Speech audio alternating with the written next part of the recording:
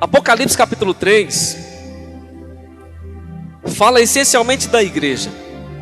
E nós sabemos que cada carta foi enviada às igrejas com um propósito. E cada carta que Jesus enviou ao anjo da igreja, que ele revelou a João na ilha de Patmos, e enviou ao anjo da igreja, propriamente dito o pastor da igreja local, de cada igreja local naquele contexto, Jesus enviou ali um elogio e uma repreensão a cada um deles, uma exortação, um despertamento a respeito da obra do Senhor e a respeito da vida particular da igreja. E nós sabemos que, cronologicamente, a carta à igreja de Laodiceia figura para mim e para você a fase da última igreja, pelo menos nós entendemos assim, a última fase da igreja sobre a terra. E a igreja de Laodiceia, ela teve uma repreensão muito forte da parte de Jesus, que não é muito agradável ouvirmos acerca disso. Não agrada muito o nosso coração ouvir o que Jesus falou para essa igreja de Laodiceia. Mas o registro marcante que está aqui, no versículo 20 do texto de Apocalipse 3, deixa e para mim e para você e mostra que Jesus está do lado de fora da igreja. Está do lado de fora da igreja que ele instituiu. Está do lado de fora da igreja que ele estabeleceu.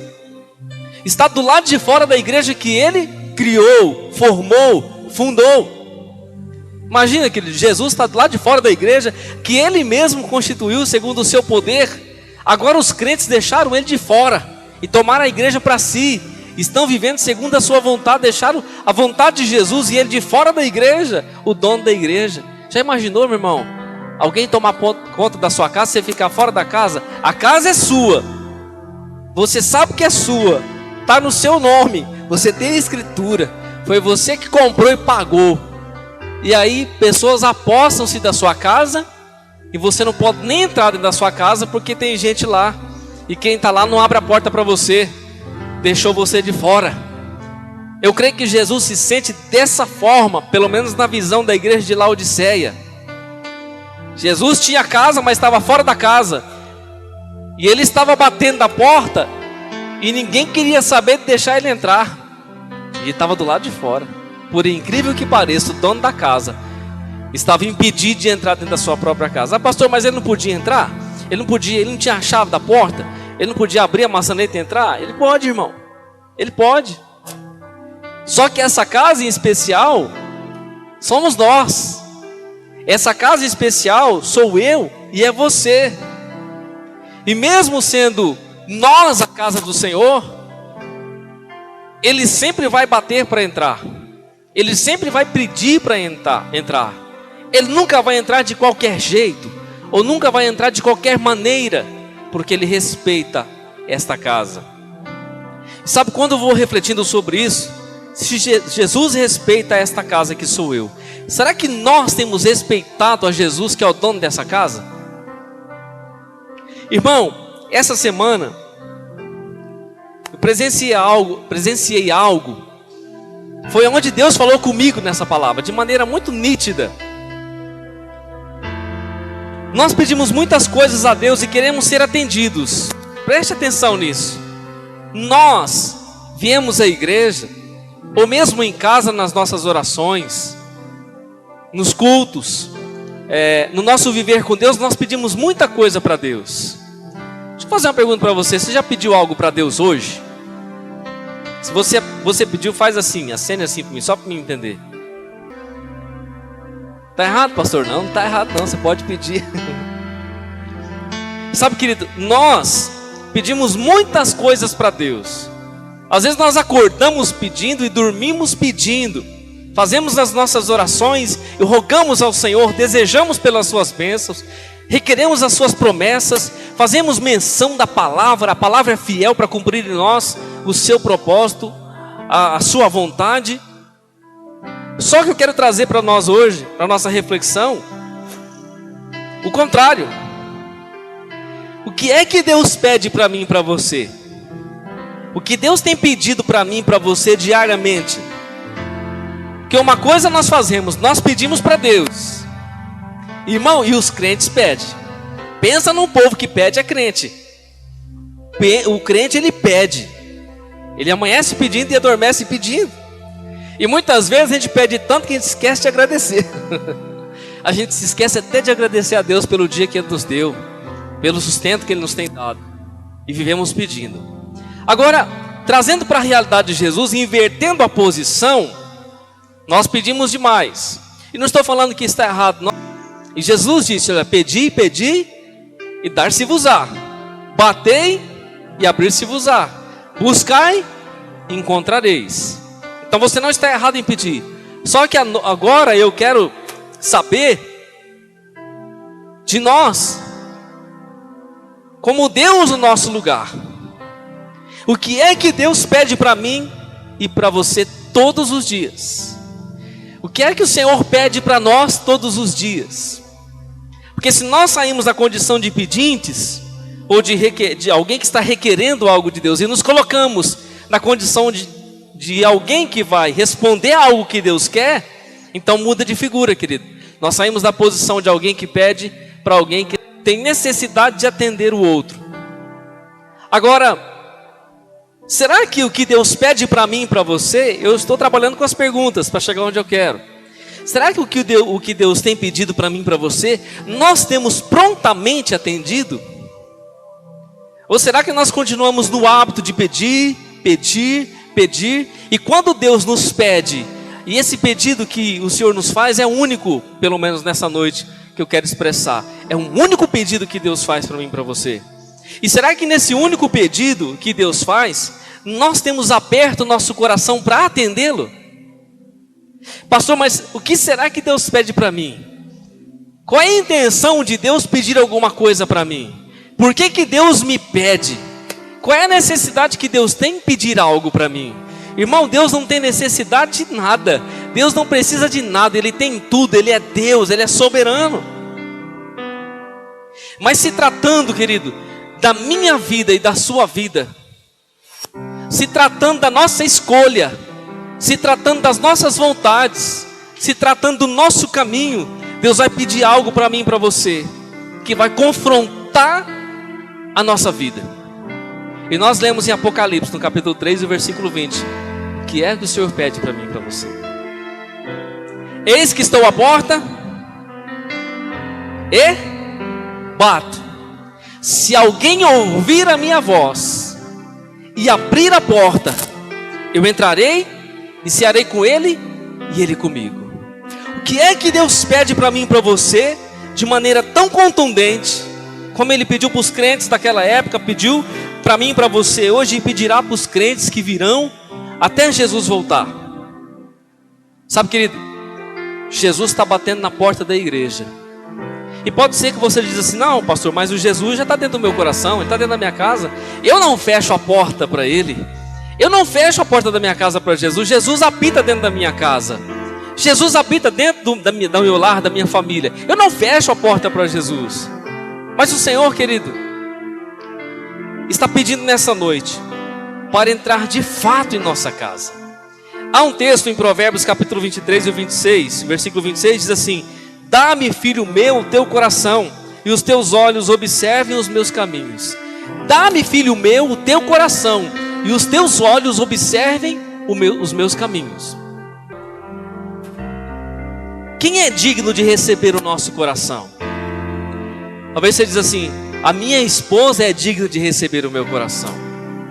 Meu esposo é digno de receber a total atenção do meu coração. Quem é digno de receber o meu coração? E quando nós falamos de coração, nós falamos da sede da alma. Nós falamos dos desejos, das sensibilidades, das vontades. Nós falamos do cerne da nossa alma. Quem é digno de receber o nosso coração? Quem é digno de cuidar dele? Para quem nós podemos entregá-lo e ter a certeza e a tranquilidade que ele irá cuidar de maneira correta? Nós vemos muitas pessoas entregando os seus corações, os seus sentimentos, a sua alma aos outros e se frustrando lá na frente. Vemos homens e mulheres se entregando uns aos outros, entregando os seus corações em paixões, em desejos, mas lá na frente se frustrando. Mas a questão é, quando nós entregamos o nosso coração a Deus, não existe frustração. Quando nós entregamos o nosso coração ao Senhor, não existe desequilíbrio. Quando nós entregamos o nosso coração a Jesus, nós não vamos nos decepcionar. Por isso que a Bíblia diz, o Senhor diz: dá-me, filho meu, o teu coração, e os teus olhos observem os meus caminhos. Sabe, querido, a mulher samaritana deu o seu coração aos seus relacionamentos passageiros. Lembra, Jesus estava no poço de Jacó, e ele se encontra com aquela mulher samaritana. E os samaritanos não se davam com os judeus, e os judeus não se davam com os samaritanos. E a mulher, como era costume na época, estava pegando a água do poço para levar para sua casa. Então ela se encontra com Jesus. Jesus estava só naquele momento. E Jesus vê a mulher tirando água do poço e diz para ela: olha, dá-me água, dá-me de beber. E a mulher diz: não, Senhor, eu sou samaritana, tu és judeu, os judeus não se dão com o samaritano. Em outras palavras, a gente não pode ter esse diálogo. Não funciona, não dá certo. E aí Jesus pede para ela água, ela censura Jesus com as suas palavras, porque eles não se davam bem, judeus e samaritanos. E aí na conversa com ela, querido, Jesus passou a considerar a alma daquela mulher. Começou a conversar com ela e tratar do seu interior. Jesus revelou para ela a sua história. Jesus disse para ela que ela tinha um relacionamento frustrado por muito tempo na sua vida. Jesus pediu a água no intuito de matar a sua sede, mas de entrar em um diálogo com aquela mulher, porque ele queria muito mais do que a água. Ele queria o coração daquela mulher, e ele entrou nesse diálogo para chegar aonde ele queria. E de fato Jesus conseguiu chegar. Ele disse: mulher, se tu soubesse quem te pedes, você daria, e eu te daria a água viva. Jesus não estava com uma necessidade extrema de água, irmão. Ele estava buscando a alma para o relacionamento e a comunhão. Ele queria levar aquela mulher para o propósito dele, e ele sabia como fazer. Então a mulher disse: Senhor, eu não posso te servir, não posso dar água para você.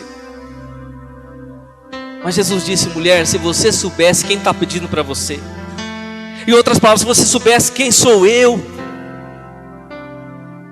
você deixaria de ter uma vida limitada, você deixaria de ter uma vida medíocre, você deixaria de ter uma vida tão seca, e você teria uma vida espetacular na minha presença. E aí Jesus revela para aquela mulher: olha, você já teve 5 maridos, mas o que você tem agora também não é seu.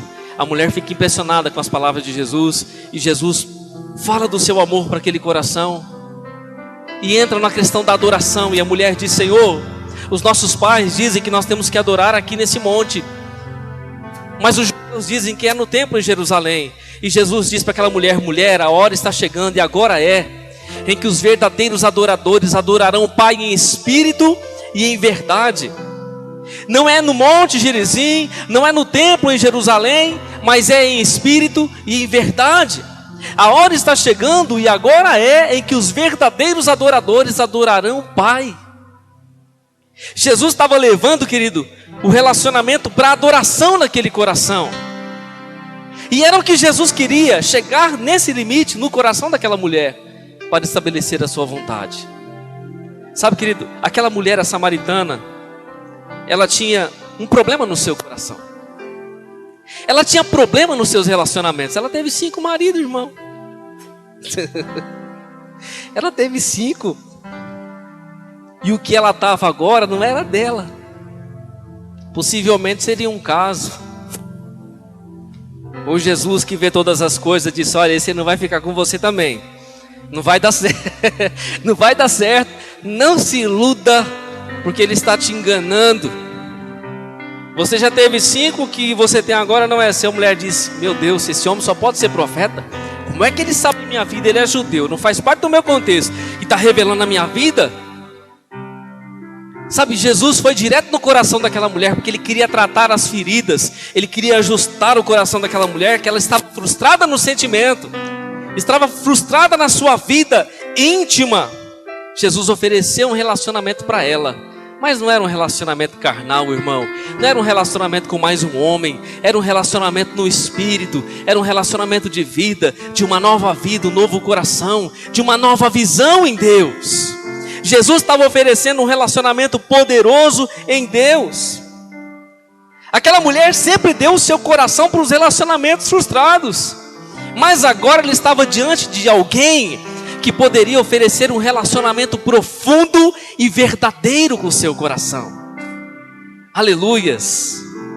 Aquela mulher encontrou o verdadeiro relacionamento eterno com Jesus. Por isso, querido, que há um anseio na Bíblia por parte de Deus, eu posso dizer isso. Não que Deus seja ansioso, mas é um desejo da parte do Senhor para com o nosso coração. E por que Deus quer o nosso coração? Por que Deus deseja pelo nosso coração?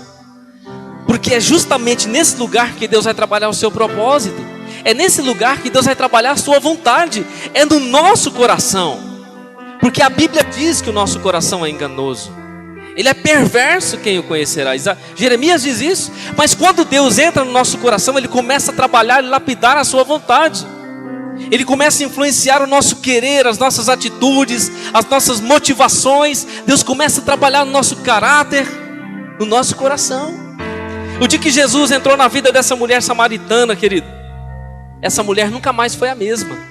Porque Jesus mexeu lá onde estava com defeito. Ele começou a operar, começou a trabalhar, começou a interferir no problema do relacionamento. Ela tinha problema no relacionamento, ela tinha dificuldade nos seus relacionamentos, ela se frustrava nos seus relacionamentos. E Jesus foi para mudar a realidade daquela mulher.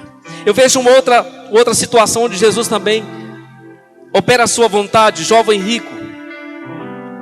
Só que o jovem rico, querido, diferente da mulher samaritana, o jovem rico teve um encontro com Jesus e ele desejava a vida eterna. Lembra que Jesus está caminhando, de repente se encontra com o jovem, e o jovem rico interpela Jesus no meio do caminho, chama Jesus: ó mestre, bom mestre, o que farei para herdar a vida eterna? E aí Jesus diz para ele: ó, você tem observado os mandamentos? Não matarás, não adulterarás, não dirás falso testemunho. Jesus diz alguns dos mandamentos para ele, diz: Senhor, eu tenho guardado, desde a minha meninice eu tenho guardado todos esses mandamentos. Aí Jesus não censura ele, de fato ele tinha guardado os mandamentos. Jesus disse: mas te falta uma coisa. Ó, Jesus trabalhando no coração, te falta uma coisa. Vende tudo que você tem, dá aos pobres e segue-me. A Bíblia diz que o jovem se entristeceu e ele recuou, não quis seguir a Jesus. Aquele jovem tinha o seu coração nas riquezas, ele tinha o seu coração no ouro, na prata, ele tinha o seu coração nas coisas desse mundo. Ele olhava para as suas fazendas, olhava para o seu ouro, e aquilo sustentava o seu coração, aquilo que trazia para ele o sentido na vida. Para ele aquilo era tudo. Possivelmente era o seu Deus, ainda que a Bíblia não registra isso. Mas quando Jesus chama ele para um relacionamento, ele prefere ficar com a riqueza. Aonde estiver o vosso tesouro, aí estará o vosso coração. Percebe que Jesus vai, querido, nesse lugar para tentar resgatar o homem. Mas o homem pode abrir o seu coração e pode seguir a Jesus, ou ele pode continuar deixando o seu coração aonde está e vivendo a sua própria vontade. Esse jovem desejava a sua salvação. Ele desejava a salvação em Deus. Só que o seu coração estava cativo. O seu coração estava preso às riquezas. E isso era mais forte do que o céu para ele. Irmão, o mundo, as coisas do mundo, as coisas, os atrativos, não podem ser mais forte do que o céu para mim e para você. O nosso desejo pelo céu deve ser maior do que o desejo pela terra. Porque quando ele chega e diz: Senhor, o que farei para herdar a vida eterna? A concepção dele era de fazer alguma coisa.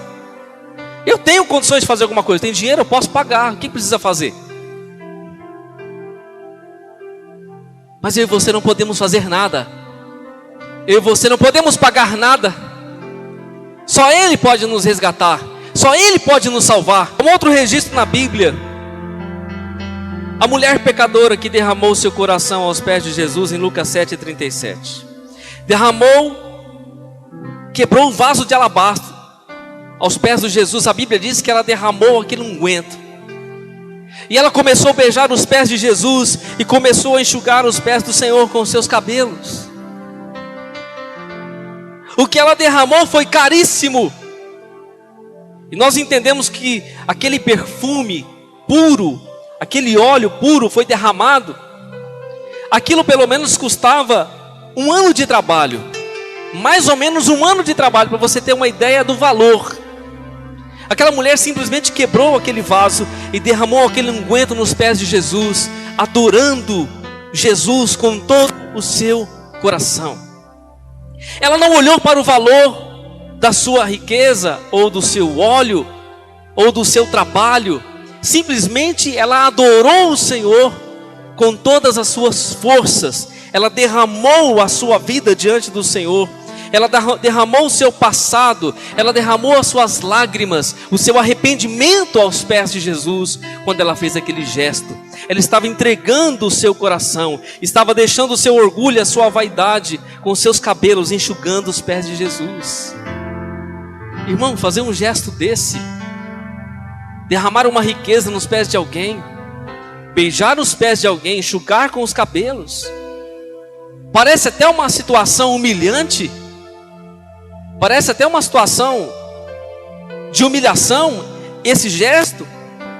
Mas ela fazia isso com Jesus. Ela fazia isso com o Filho de Deus. Ela fazia isso com Deus.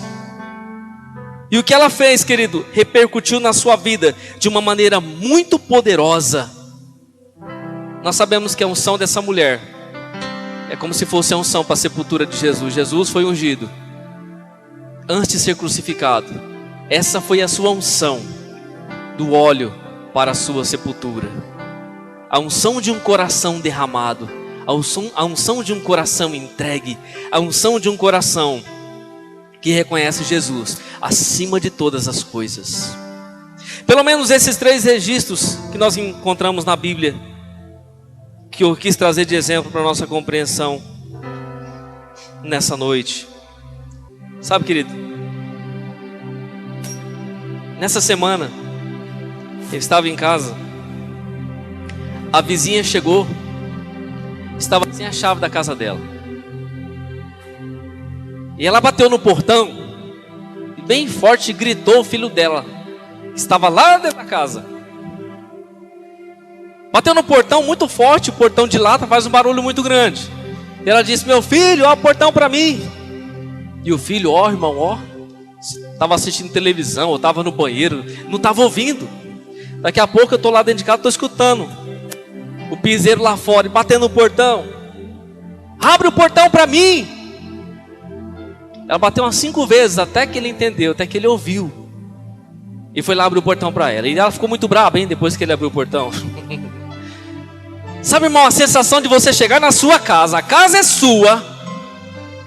A casa é sua, você tem como entrar nela, ela é sua.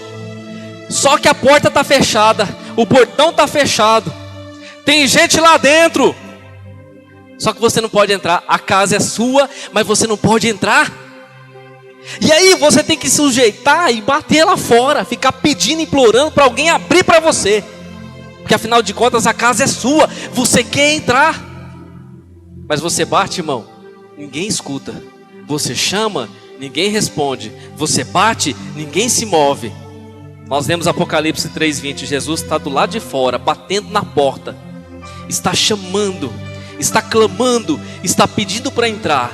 E ninguém abre a porta para ele. Ninguém abre a porta para Jesus entrar. O dono da casa está do lado de fora e ninguém quer saber de abrir a porta.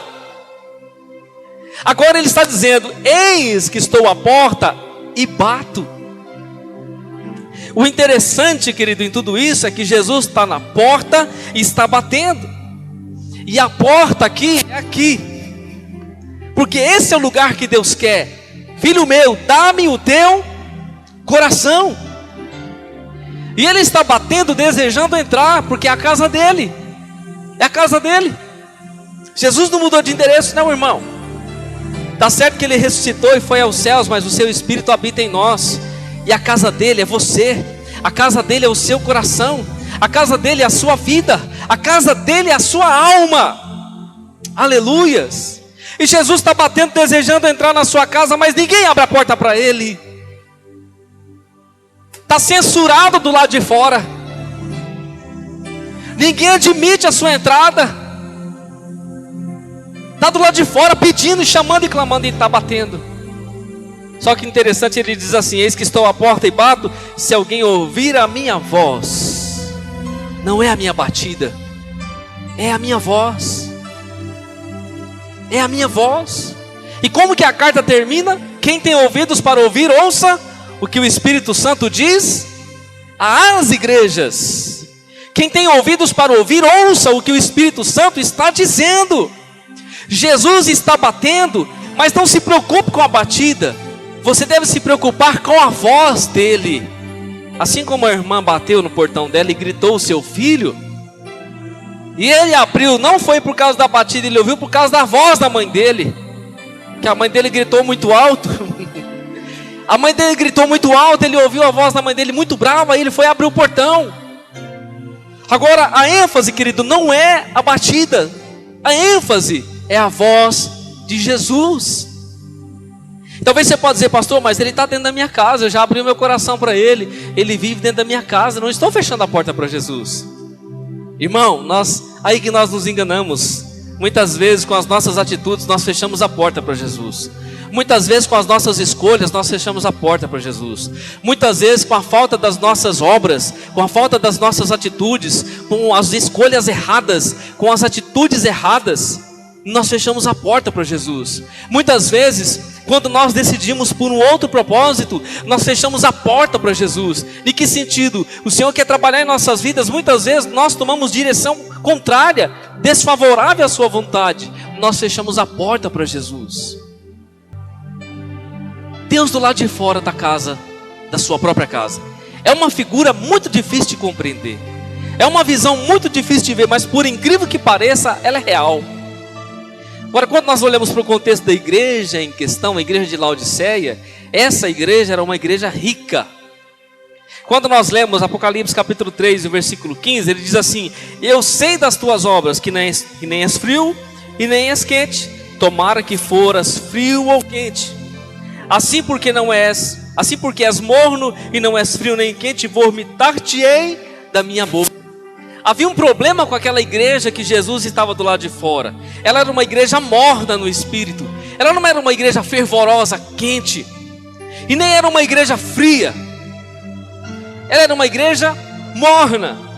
E morna nós podemos classificar como alguém que está em cima do muro. Alguém que pensa que está com Deus, porque é morno, porque está em cima do muro, porque não se decide, porque não realmente não se entrega, não se rende. Jesus está dizendo para ela: olha, porque você não é quente, é porque você não é fria, você é morna, eu vou vomitar você da minha boca. Em outras palavras, como nós conhecemos no dito popular, eu não consigo engolir você. Já teve até alguém que diz assim: eles vão ter que me engolir, né? Só que nesse caso Jesus disse assim: olha, eu não consigo engolir você. Eu não consigo engolir as suas atitudes. Eu não consigo contemplar as tuas obras. Porque você não é quente nem frio, você é morno, você não se decide. Jesus estava falando para a igreja de Laodiceia: você não se posiciona.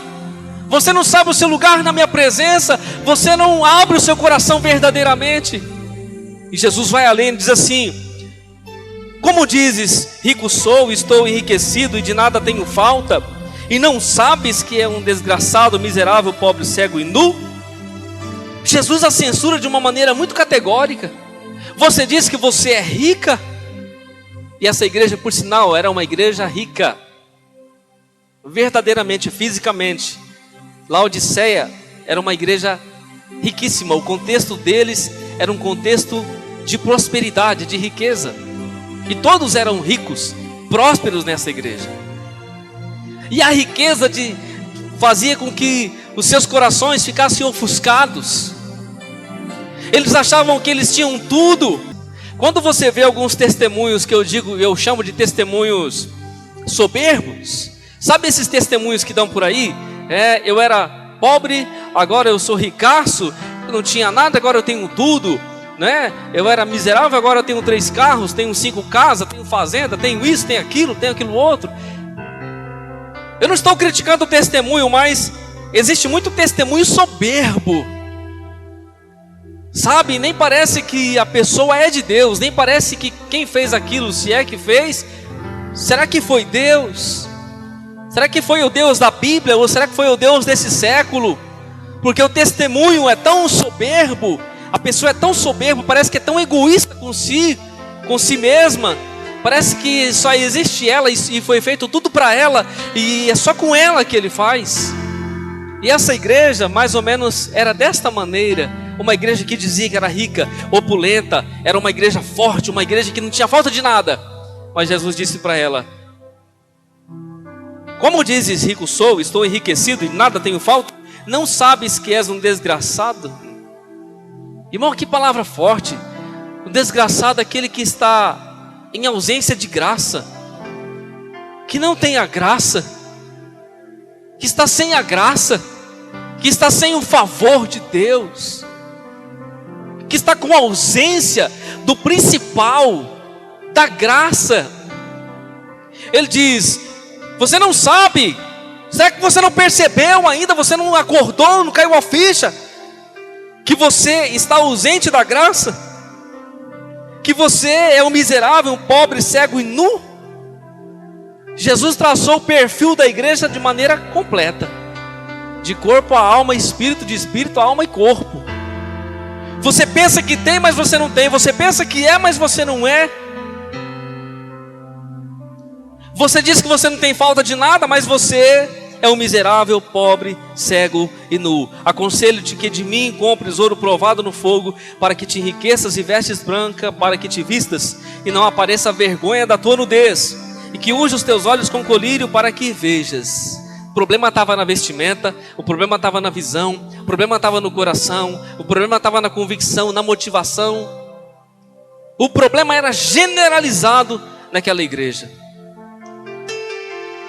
E aí Jesus vai dizer: aconselho que de mim compres ouro provado no fogo, o ouro que eu verdadeiramente dou a você, não é o ouro desse mundo. Aconselho-te que de mim você se vista com vestes brancas, para que não apareça a vergonha da tua nudez, e que use os teus olhos com colírio, para que verdadeiramente você veja. Irmão, vestes brancas, as vestes brancas falam de pureza, as vestes brancas elas falam de santidade, as vestes brancas falam de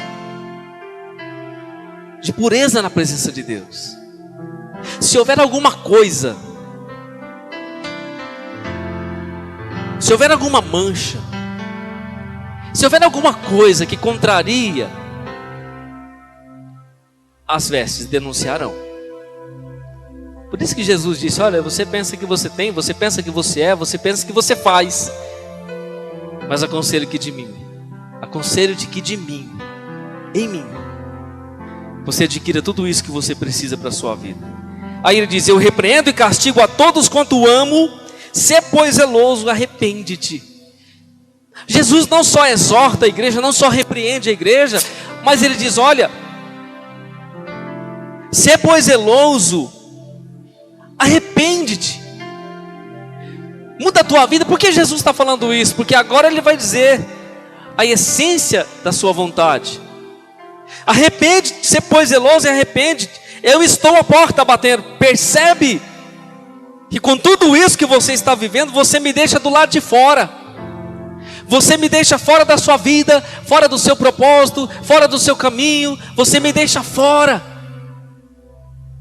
Aconselho-te que você se arrependa, seja zeloso, arrependa-te. Eis que estou à porta, eu estou aqui, eu estou batendo, eu estou pedindo para entrar. O meu desejo é entrar, o meu desejo é fazer a minha obra. Mas irmão, Ninguém pode abrir essa porta, nem Ele mesmo. Só eu e você podemos abrir essa porta. Amém? Será, querido, que nós temos verdadeiramente aberto a porta do nosso coração para Jesus? Sabe quando você chama alguém para ir na sua casa? E aí, o que acontece? A irmã não limpou a casa, né? A casa está meia... Sabe quando a casa está assim? Não limpou, né, irmão? Não fez faxina. Aí você convida alguém, né? Você convida alguém, e aí você diz, fulano vai vir em casa, Beltrano vai vir em casa, tem que lavar a casa, tem que limpar a casa. Irmão, faz uma faxina, varre, limpa, tira a telha de aranha, se tiver barata, já mata a barata, e porque vai receber visita. Mas se não chega ninguém também, não precisa, né? A barata passa na parede, não tá nada, deixa ele vai embora. A telha de aranha aglomera no canto da porta, depois eu limpo. Não, mas Jesus vai entrar na minha casa, eu preciso limpar. Agora o convidado especial vai entrar, eu preciso fazer uma faxina. Porque se ele chegar e ver a casa desse jeito, eu vou ficar com vergonha. O problema, querido, não é nem se preocupar tanto com a casa suja. O problema é justamente não abrir a porta para ele entrar. O problema é ele bater e chamar e pedir, e bater e chamar e pedir, e a porta não ser aberta.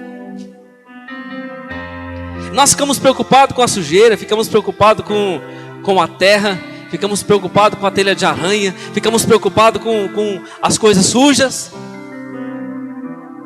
E talvez nós limpamos um cômodo da casa, a sala, a cozinha, mas deixamos o quarto sujo e fechamos aquela porta para que ninguém veja. E assim nossa alma, muitas vezes, Jesus entra na sala, mas não deixa ele entrar na cozinha. Se Jesus quiser entrar no quarto, não deixa, porque no quarto não dá. Assim a nossa alma, muitas vezes, nós fazemos as repartições, deixamos Deus entrar até um certo limite, mas no outro nós não deixamos Ele entrar. Irmão, Deus não deve ter reservas na sua alma. O Senhor deve ter a liberdade para entrar em todo o nosso ser e fazer a sua vontade. Aleluias. O problema, irmão, é que nós, muitas vezes, além de fazer reserva para Deus, nós deixamos Ele entrar até onde nós queremos.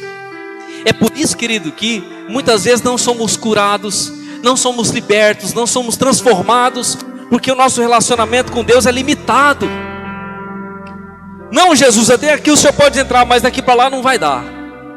Eu tenho algumas coisas aqui que eu gosto de fazer, eu sei que o Senhor não gosta, então fica até aqui só. Daqui para lá, por favor, o Senhor não entra, que vai ficar muito feio para mim se o Senhor entrar aí. Sabe, irmão, deixa Jesus entrar onde Ele quiser na sua vida. Porque você pode dizer assim, pastor, a porta da minha casa está aberta para o Senhor. Sim, a porta da sua casa pode estar aberta para Jesus, mas e a porta do seu quarto? E a porta da sua cozinha? E os outros cômodos da sua alma estão abertos para o Senhor? E quando eu penso nisso, querido, perdão, por exemplo, perdão, muitas vezes não liberamos o perdão, muitas vezes não perdoamos, mágoas, sentimentos contrários em nosso coração, nós não deixamos Jesus entrar para operar o seu milagre, a sua liberdade em nós, e nós ficamos com a vida presa. Nós trancamos aquela porta e jogamos a chave fora, e não permitimos que o Senhor entre naquele lugar, e continuamos com a vida limitada, continuamos com a vida de angústia, porque não deixamos Jesus entrar onde Ele queria entrar para curar. Porque inevitavelmente, amado, quando Jesus entra em nossa alma, Ele vai prescutar todo o nosso ser, porque Ele quer trabalhar no nosso coração, Ele quer trabalhar em nossa casa, quer trabalhar em nossa vida. Só que a liberdade quem dá sou eu e é você. Sabe, querido, meditando sobre isso, falando com Deus, até coloquei um título nessa palavra, uma batida e um único pedido. Porque esse é o único pedido que Deus nos faz. É o único pedido que o Senhor faz para mim e para você todo dia. Porque Deus não vai pedir mais nada, querido. O que é que eu posso oferecer para o Senhor, a não ser um coração quebrantado e contrito? O que é que eu posso oferecer para Deus, a não ser um coração rendido para viver o seu propósito? Então é isso que todos os dias Ele vai pedir. Lembre-se, você vai orar, vai pedir a Deus. Lembre-se, o Senhor está pedindo a você o seu coração. Lembre-se, você vai pedir a Deus as suas coisas, peça, mas o Senhor está pedindo a você o seu coração. E saiba que Jesus tendo o seu coração, irmão, Ele vai trabalhar em todas as áreas da sua vida. Aquela mulher, querido, que estava no poço. Ela nunca que imaginava o encontro daquele com Jesus. Mas Jesus mudou aquele coração de uma maneira radical, porque ela se permitiu, porque ela deixou, porque ela sentiu, porque ela viu quem Ele era. E a partir do toque da sua presença, ela abriu a sua alma para que Jesus pudesse operar. Aquele jovem rico, ao contrário daquela mulher, ele negou o Senhor, ele fechou o seu coração. O seu coração já estava cativo às riquezas, já estava cativo ao mundo, e ele não queria um relacionamento com Jesus. Ele continuava ligado às suas coisas. Eu quero que você reflita nessa noite, querido, a respeito disso. Muitas vezes Jesus está batendo na porta do nosso coração. Nós até ouvimos e fazemos de rogado. Muitas vezes nós ouvimos a sua voz e nós fazemos de rogados. E aí Jesus fora da casa, irmão, a vida não vai funcionar. Jesus fora da nossa casa, nada vai dar certo. Até porque a casa é dele. A casa é dele. E eu e você temos que abrir o nosso coração para o Senhor operar em nossas vidas. Ele diz: eis que estou à porta e bato. Se alguém ouvir a minha voz, a ênfase e o foco está em ouvir a sua voz. Por isso, quando você vê crentes afastados da igreja, crentes desviados da igreja de Jesus, deixaram de ouvir a voz do Senhor, fecharam a porta do seu coração e jogaram a chave fora. E você pensa que Jesus não está batendo? Jesus está batendo no coração do desviado nessa hora. Ele está batendo no coração, ele está batendo na porta, mas eles não abrem o coração, não querem abrir o coração. Porque a escolha quem faz, querido, somos nós. Lembra quando Ezequiel, no capítulo 47, é convidado por Deus para entrar no rio das águas purificadoras? Não tem nada a ver com o que eu estou falando aqui, mas só para você entender o processo de Deus e o processo do homem. Ezequiel é chamado por Deus para entrar nas águas purificadoras. Ezequiel 47. A Bíblia diz que Deus chama Ezequiel e com um cordel de medir ele mede 1000 côvados. 1000 côvados é a distância de 500 metros. Ele mede 1000 côvados e Ezequiel entra com ele nas águas. Ezequiel começa a andar nas águas e com 500 metros as águas dão nos seus tornozelos. E aí Deus diz: não, Ezequiel entra mais um pouco, mede mais 1000 côvados, mais 500 metros. Ezequiel começa a caminhar novamente, as águas dão nos seus joelhos. Então Deus mede mais 500 metros, e Ezequiel caminha mais 500 metros. E a Bíblia diz que as águas estão dando nos lombos, na cintura. E aí ele mede mais 500 metros. E Ezequiel diz assim: este rio é rio que não pode se atravessar, a não ser a nado. Sabe, querido, quando Ezequiel chega no limite da sua cintura, dos seus lombos, e ele percebe que o rio começa a ficar fundo, ele compreende que ele precisa agora atravessar nadando. Ele não pode mais ir caminhando, ele precisa atravessar nadando. E aqui, querido, justamente aqui é o limite do homem. Até ali Deus fez a parte dele, convidando o seu coração para o seu propósito. Mas vai chegar uma hora que nós vamos ter que decidir por nós mesmos, se nós vamos entrar ou se nós vamos voltar. E quando Ezequiel chega e vê o rio que deve ser atravessado a nado, a escolha quem vai fazer é ele. Porque Deus não vai dizer: Ezequiel, entra. Deus vai fazer o convite, mas quem vai tirar os seus pés da terra e entrar no rio somos nós. Agora o problema, irmão, é quando nós nos vemos nessa situação, nós temos medo, nós temos insegurança, porque nós queremos sentir o nosso pé na terra. Se eu tirar o pé da terra e entrar nesse rio profundo, eu posso me afogar. Se eu tirar os meus pés da terra, eu vou tirar a minha vida da segurança. Irmão, tudo que Deus quer que eu e você tiremos os nossos pés da terra, porque terra fala de pecado, terra fala, querido, de algo que nos une a esse mundo. O Senhor convida Ezequiel para entrar nas águas profundas do seu relacionamento. Lembre-se que Ezequiel 47 fala do rio das águas purificadoras. O texto diz que onde aquele rio ia passando, as árvores iam se formando, dando fruto, a vegetação ia se instalando, ia crescendo, a abundância ia se instalando. Aquele rio se desemboca no Mar Morto. O Mar Morto nós sabemos que é o mar que está abaixo do nível do mar, no mais profundo, abaixo do nível do mar, e que a água que desemboca no Mar Morto, ela fica salina. Ali não existe vida no Mar Morto, mas o texto de Ezequiel diz que as águas que saem debaixo do trono de Deus, elas vão para o Mar Morto, e ali a vida começa a se instalar. Formam-se peixes, árvores, plantas, toda espécie de vidas. E se nós estamos vivendo e mergulhando nessas águas, a nossa vida será uma vida de abundância na presença de Deus. Amém?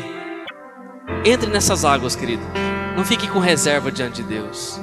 Mergulhe nas águas do Espírito. Deixe Deus operar na sua vida. Amém?